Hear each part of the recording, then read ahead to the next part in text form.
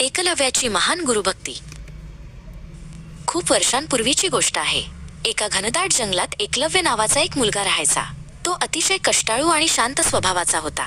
एकलव्याचे एकच स्वप्न होते, जगातील सर्वोत्तम धनुर्धर बनणे.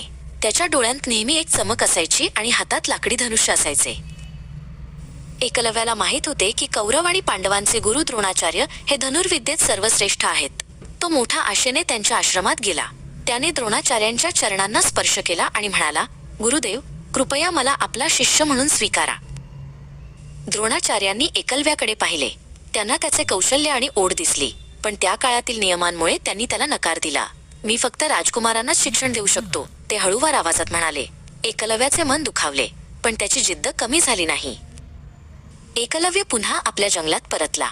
त्याने हार मानली नाही. त्याने द्रोणाचार्यांना मनोमन आपला गुरु मानले होते. त्याने नदीकाठची थोडी माती घेतली आणि त्यातून आपल्या गुरूंची हुबेहूब मूर्ती बनवली. दररोज सकाळी तो त्या मूर्तीला वंदन करायचा आणि मग धनुर्विद्येचा सराव करायचा. गुरुदेव, तुमचे आशीर्वाद माझ्यासोबत आहेत, असे तो स्वतःशीच म्हणायचा. जंगलातले पक्षी आणि प्राणी त्याचा सराव पाहू लागले. अनेक वर्षे उलटली. एकलव्याचा सराव इतका कडक होता की तो न बघताही अचूक बाण मारू लागला. एक दिवस जंगलात एक कुत्रा जोरात भुंकू लागला. एकलव्याच्या सरावात अडथळा येत होता, पण त्याला त्या प्राण्याला इजा करायची नव्हती. एकलव्याने एकामागून एक 7 बाण इतक्या वेगाने मारले की कुत्र्याचे तोंड बाणांनी भरून गेले. आश्चर्य म्हणजे कुत्र्याला जखम झाली नाही किंवा रक्तही आले नाही, फक्त त्याचे भुंकणे बंद झाले. तो कुत्रा तसाच पळत द्रोणाचार्यांकडे गेला. जेव्हा द्रोणाचार्यांनी त्या कुत्र्याला पाहिले तेव्हा ते थक्क झाले.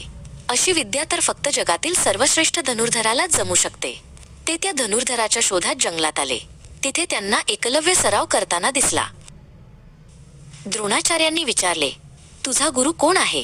एकलव्याने त्यांना आपल्या मातीच्या मूर्तीकडे नेले. द्रोणाचार्य भावूक झाले, पण त्यांना अर्जुनाला दिलेल्या शब्दाची आठवण झाली. त्यांनी विचारले, जर मी तुझा गुरु आहे तर मला माझी गुरुदक्षिणा मिळणार नाही का? आज्ञा द्या गुरुदेव, एकलव्य म्हणाला. द्रोणाचार्यांनी त्याच्या उजव्या हाताचा अंगठा मागितला. अंगठ्याशिवाय धनुष्य चालवणे अशक्य होते, पण एकलव्याने क्षणभरही विचार केला नाही. त्याने आनंदाने आपला अंगठा कापून गुरूंच्या चरणी अर्पण केला. एकलव्याची ही भक्ती आजही सर्वांना प्रेरणा देते.